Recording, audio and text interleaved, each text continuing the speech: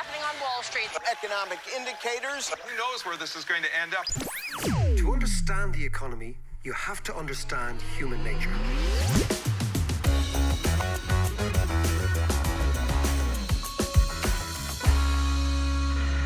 How are you doing there? This is David here. You're very welcome to the podcast, which, as you know, every week tries to make economics a little bit more comprehensible, a little bit less jargony, and ultimately a wee bit more relevant.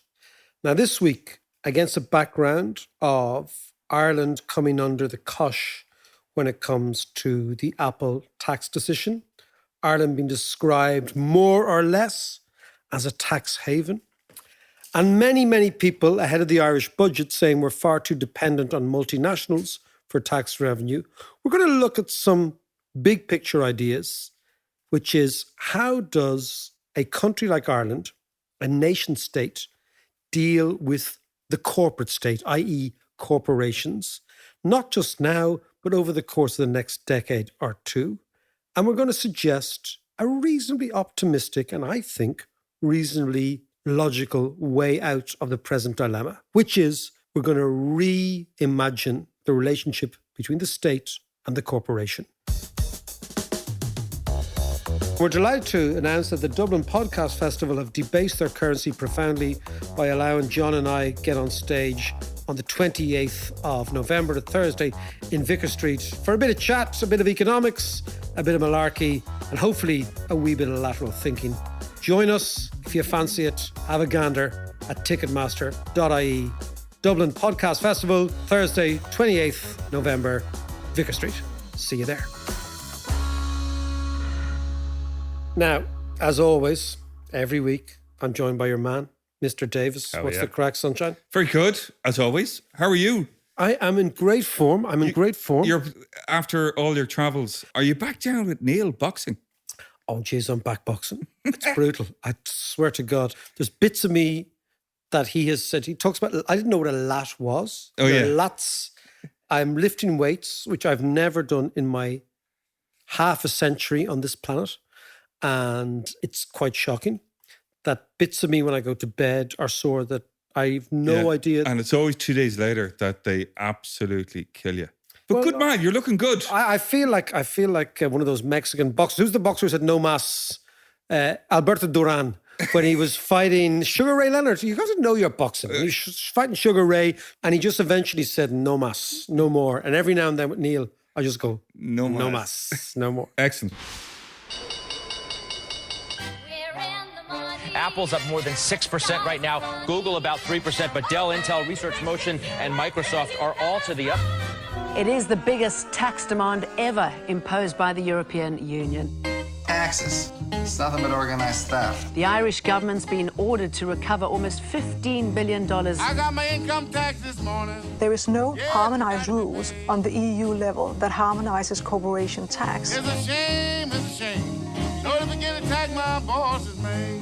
Everybody has to pay taxes. So come here to me. I've been reading a lot about and hearing a lot on the kind of international front about, our tax system in general. Yeah. Like the OECD almost calling us a tax haven. Yeah. And like we're full of capital from a lot of the big multinational stuff.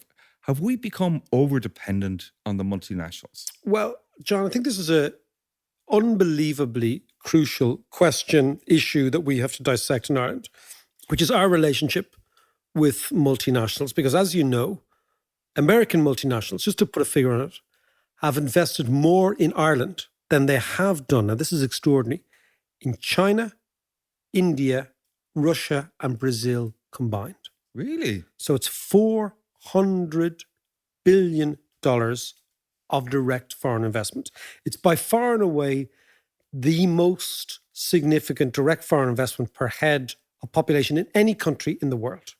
Is that down to us, brilliant marketing, or is it down to them, their foothold in It's Europe? a combination of the tax policy, marketing, whatever. But what that does is when you're very successful at something, if you look at, like, for example, people who are very successful in music or football or writing or whatever it is, it inspires both fascination and jealousy. And I would actually bring it down to a really human level, right? So the question is whether or not Ireland has gamed the system in order to attract in this money. Yeah. And if we have gamed the system, do we have to change? But I would go back and I'd look at this in a much more long-term way. And we've spoken about Brexit, we've spoken about Britain, we've spoken about Ireland, etc. When the Brits left this country in 1921, not only did they leave in terms of soldiers and military and whatever, but they also took their money out of the place. The Irish state started when our mothers and fathers and mums were young with nothing, right? With no capital. So when you're a poor country with no capital and lots of labour, what tends to happen is you export your labour because you can't actually get it working properly. So for 70 years, Ireland exported our people, Yeah. right? And then we figured out, look, this can't go on. We need capital from somewhere. We don't have our own capital base because it was largely British. So what do? And we alighted upon the idea that in order to bring capital into the country, you have to make it cheap. And how do you make it cheap is you don't tax it as much as other people do. So we came up with this 0% tax in the Shannon free trade zone 50 years ago, and that migrated to this 12% tax. Now, what happened was two things happened which were really beneficial to Ireland. The first one was that when we joined the European Union, we opened up Ireland. Ireland used to be a country with a market of 3 million people. When we joined the European Union, that market became 500 million. So obviously, there was a massive, massive opportunity. But if we didn't have the companies to export stuff to the 500 million, that opportunity would be there and would be gone. So I think that we did absolutely the right thing to reduce our tax rates, to attract in American capital. And I'll tell you a story as well. The Irish-American angle helped enormously. Years and years ago, John, I worked for a fellow called Jack Welch. Now, Jack Welch is the head of General Electric. He was regarded as, he was called Neutron Jack because he destroyed so many jobs everywhere he went. He was an obsessive about this idea of shareholder value. Sounds like a Trump kind of name. Jack. Neutron Jack. And he was kind of Trumpian and Republican. But anyway, very bizarre. I was actually in the cheese and milk aisle of Super Value in Dalkey. Okay. With my daughter Lucy, who's now 19, as you know, and she was strapped to me. She was about 1. It was 2000. And my phone rings. And on the far side of it is this kind of American who talks like that. I thought he was like Joe Pesci. Like someone out of Goodfellas, you know. And he said, hello. I said, hello, how are you doing?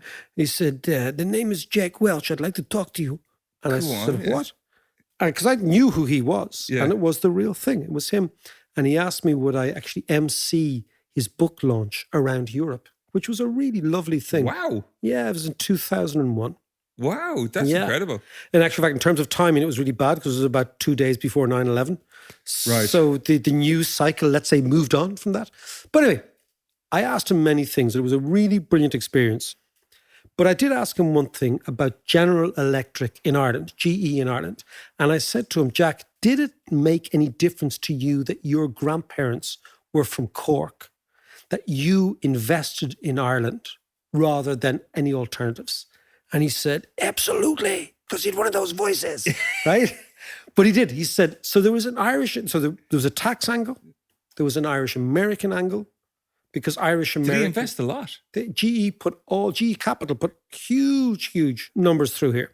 And there was a proximity for American managers. They could come to Ireland. It didn't feel so alien to them. Yeah. You know, they're not good at foreign languages, etc. Yeah. So they want to be here. So all these things came together and propelled the Irish economy forward over the last 30 or 40 years. Like, frankly, if we didn't have American capital in here, we would be Albania with shitty weather.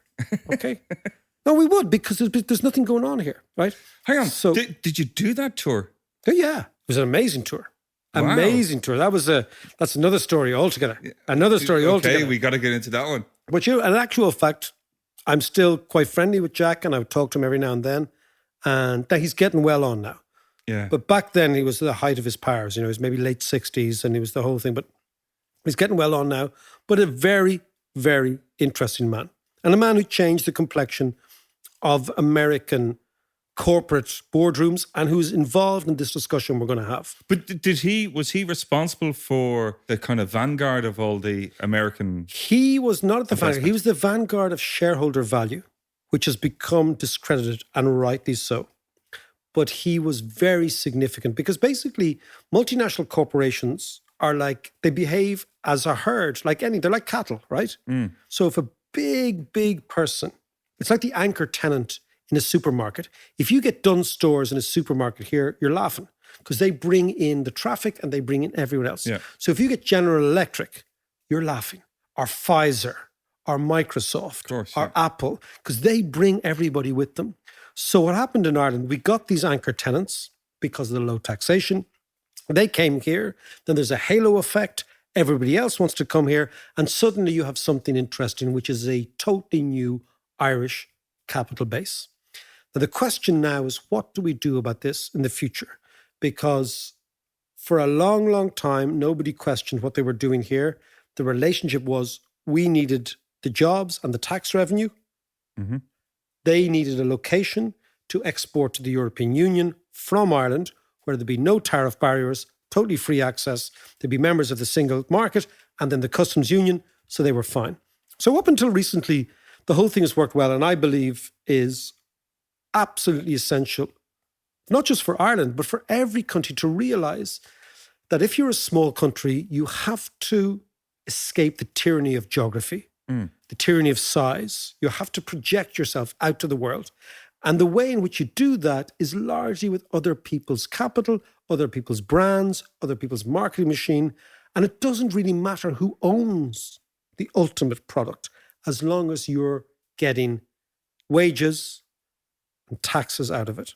So that's my view. So this is like we talked about in the previous podcast about Peter the Great going to Amsterdam. Precisely. Because they got the whole idea of trading rather than production. Exactly. So you trade and you play a bit of jiggery-pokery, right? But now we are under pressure because now the rest of Europe is saying, do you know what? You Irish guys are actually not playing fair. Right. Why are you not playing fair? Because you say you tax people at 12%, but in actual fact, we have evidence that you tax certain companies at almost 1% or 0.1%. Yeah. And so the question is, what do we do about it? Do we fold up the tent and say, okay, that's it? And believe me, if we do that, this country will go into a tailspin. Or do we play a longer term game, which is how do we change the relationship between the nation state, Ireland, and the corporate state, the big multinationals? And I believe there is a way out that we're not exploring right now. Go on, tell me about that then. So at the moment, the OECD are making the running, and they're largely accusing us of being a tax haven. Yeah. And there's some merit to that. And what I would argue is that we can change the relationship completely. So, for example, let's say about 3 years ago, America, and I'm using these broad brush figures because they're very easy to understand. Mm-hmm. American multinationals made 100 billion euros profit in this country. 100 billion. Yet they only paid 4 billion in tax. Now that figure has gone up, right? Yeah. But just like these broad figures, that means they were paying only 4% tax in the aggregate. Yeah. They should have given us 12 billion. If they were paying the 12% tax, they gave us 4. At the moment, the European Union and the OECD are saying you need to go after that tax revenue.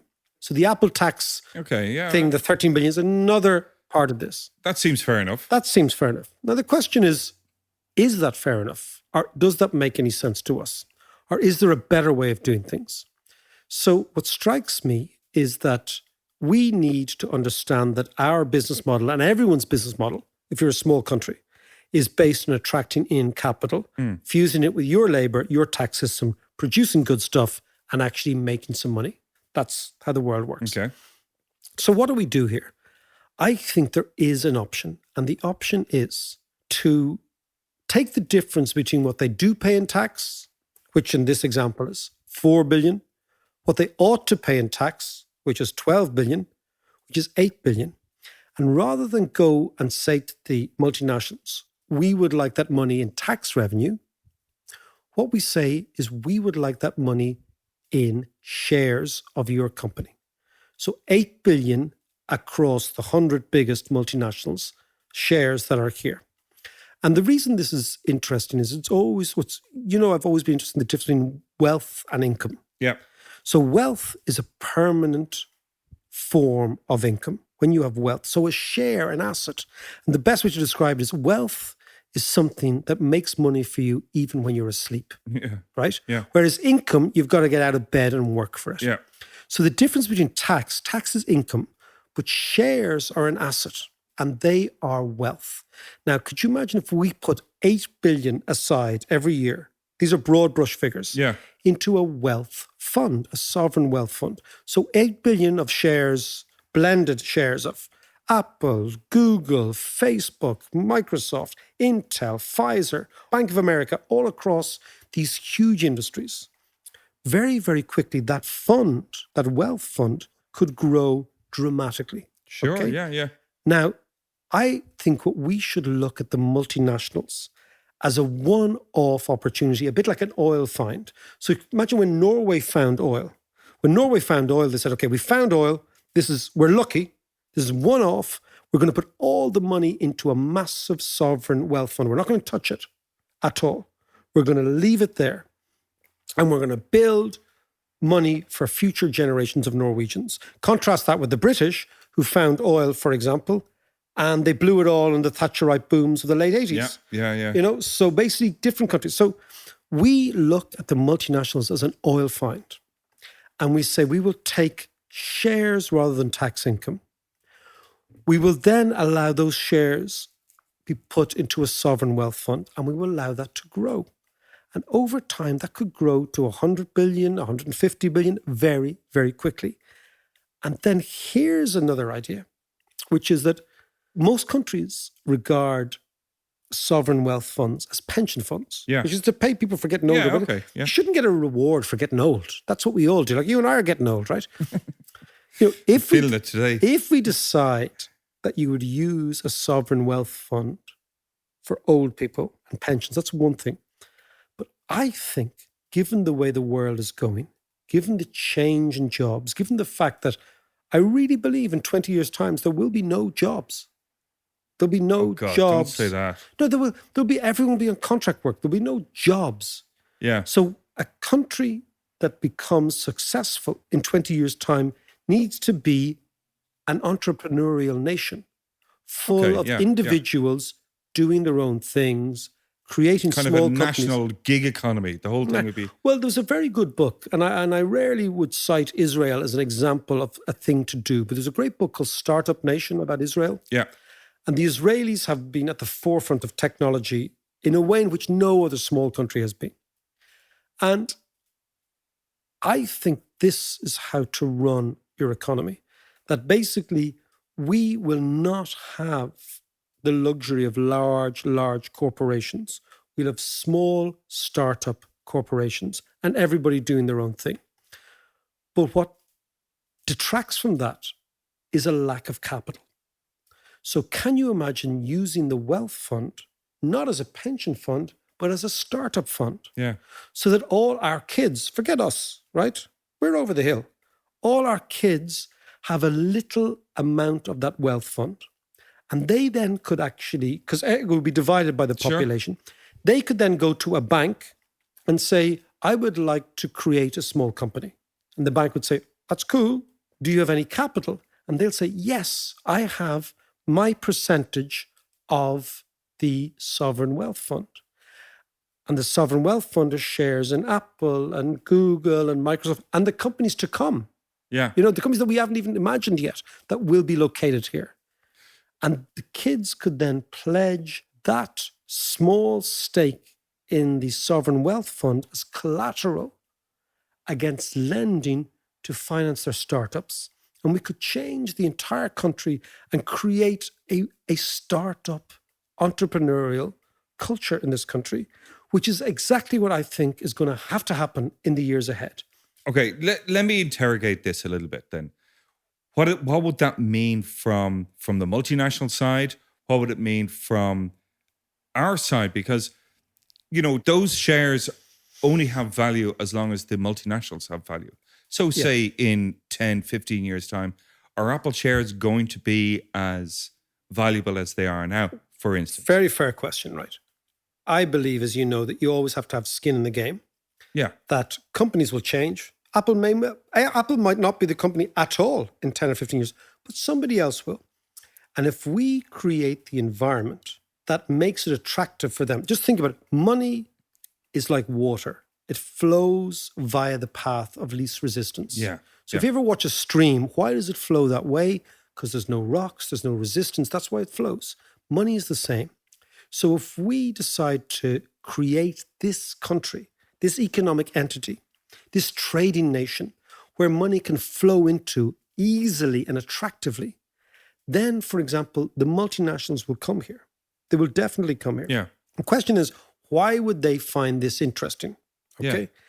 Think about it. If you work for an American multinational now, you are paid in your wages and share options. So your wages is your base income and your share options are your bonuses, your extra. Mm-hmm. And if we're doing well and the company's doing well and the shares are rising, you get paid. I'm just saying we, as the host nation, should treat the multinationals in the same way. So we take a base income in tax, and the difference between what they pay and what they ought to pay, we take in share options. Yeah. So we kind of jump together. And of course, over 100 companies or 1,000 companies, some will go to the wall and some will be these unicorns that the Americans talk about. But what we're doing is we're plugging our wealth into the greedy obsession of American boards, which is to generate most shareholder value. So we're outsourcing the job to them. But then, and the wealth comes to us. And then we use that wealth rather than just as income and tax income to maybe expand this, that, and the other. We say, no, we're going to use this as collateral to create an entrepreneurial society. Yeah, I love that idea. I think it's a great bit of lateral thinking. But does that mean that Ireland is more at the mercy then of the fickle global markets? Okay, good question. Two ways of answering that. The first thing is, like everything, we have to get ahead of what's happening.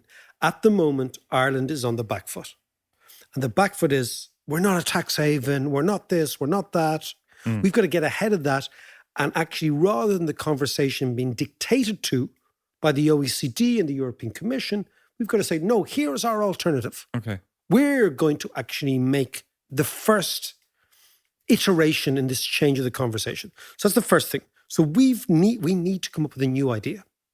Second thing is, in a way, we're already at the mercy of the global markets because we're so connected into the world in terms of globalization, in terms of the multinationals. So an idea like this has only got upside. So for example, you think of maybe listeners from somewhere like Limerick. 10 years ago, Dell pulled out of Limerick. Yeah. We were at the mercy of global markets. Yeah. But there was never any gotcha. upside, right? Yeah. We never got Dell shares or anything, which have actually ended up going so far through the roof that your man privatized the whole thing again, right? So my sense is that we've got to realize that there is no real protection from the markets globally. All there is a statement of this is how the world works. Now, if we embrace how the world works and says, you know what, we're going to be nimble, we're going to be out there, we're going to take a stake, we're going to have skin in the game, I think this is the way forward. Because the natural tendency for people is to look and say, these are the big trends in the world, how can we stop them? But I don't believe that's the way we should do it. In fact, there's an interesting English story called Dangelt. I don't know if you've ever heard of it. No? Go ahead. Dangelt was a tax that was raised in England by a fella called Aethelred the Unready. I swear to Jesus, he was a Saxon king of England in about 1100 odd. So Dangelt was, the tax was called Dangelt. It meant Danish gold in Saxon. Okay. Basically, the Vikings were coming in from Denmark and the old Saxon Brits were there, and in around the Wash, this reminds me of actually Boris Johnson as well. In around the Wash, which is that part, the arse of England up there, right? Norfolk, isn't it? Yeah. the King of England, Aethelred the Unready, went into the sea and he raised taxes. And those taxes he minted into coins called Dangelt. And he went into the sea and he was booking the coins into the sea to try and persuade the Norse ships not to come in. So think about this. This is what happens when you misdiagnose what's going on. So he thought he could tell the gods that he would give money to the Norse, and this would mean that the elements and the winds would change and the Danes wouldn't come in and invade England. Right. Now, clearly, Dangelt was a waste of money. Yeah. Because the Danes came and they laid lace to the whole of England. So this Probably is encourage them to come. Exactly. So your man's giving money away. Yeah, absolutely. But this has always struck me that think about a king on a beach throwing money into the sea to try and stop the tide from coming in. The markets, whether we like it or not, are the tide. We cannot stop them. We cannot stop globalization. This is part of the world we live in. This is the world that gives us podcasts. It gives the world that gives us iPhones. There's lots of good things that it gives us and lots of threats. And Ireland as a nation and us as individuals have to embrace it and figure out how we profit from it. And turning multinational liabilities into share options, which is collateral for an entirely new nation, is absolutely, in my opinion, the way to go. Okay, it seems like such a simple idea, but why would multinationals go for this? Okay, because in accountancy, so imagine you are the treasurer of a multinational. Now, in accountancy, what really matters is the bird in the hand is worth two in the bush. Okay? Okay. Think about that old-fashioned idea, right? So what you're saying to the multinational treasurers, you don't have to pay us cash today. You can give us a promise of the future, right? So if you're an accountant, you're thinking, that's the best deal I have. Because what an accountant never wants is to give cash today. Yeah. Okay? Because that undermines the bottom line, changes everything. So for the treasurer of the multinational, this is a no-brainer.